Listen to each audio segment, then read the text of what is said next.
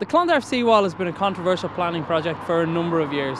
Erected over the last 18 months, it now stands at 4.25 metres high and protects the town of Clontarf from a 1 in 100 year flooding event. However, on Monday night it became a flashpoint in Dublin once again when city councillors voted in favour of reducing the height of the wall to 3.95 metres in parts. We talked to some of the local councillors and residents about what they felt about the wall's reduction. The height reduction was put forward by Dublin City Council. They engaged an eminent flood expert, Dr. Jimmy Murphy, and what he spoke about us at the presentation is the receiving environment of a flood defence. Now you can see out there there's the Bull Island, that's a barrier there. This is not the same as the North Atlantic. They also talked about property and life. There's no property in this area and there's no life in this area, so it's more of a coastal protection than a flood defence, so it's different criteria. I thought there was certainly some misinformation put out there with figures. They sort of put it all on these people down there. They don't know what's good for them, and they put it onto the councillors, the local councillors, and they put it onto the community. It was actually their idea.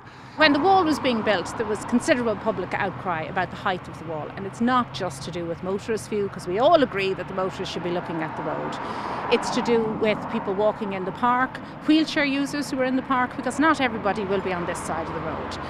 And this is an area of extreme natural beauty. It's obvious to everyone. People come out here, they take their drives out towards Holt, whatever, and it's a lovely area. DCC took down the trees opposite so that people could see the view, and now they want to put a wall up to block it when you're on the far side of the road. There are national guidelines in terms of flood mitigation. We've seen the increased frequency of extreme weather events, the resultant flooding in places like Galway and Cork. The issue that many of them raise is that they haven't observed flooding in this vicinity or flooding in the course of the last 10, 20, 30 years, whatever they've been living in Clontarf. And to my mind, it struck me that there was a real lack of appreciation about what climate change and sea level rises are all about, and really that what we have not experienced over the course of the last 30 or 50 years actually doesn't count for much in terms of what's projected to happen in the decades to come.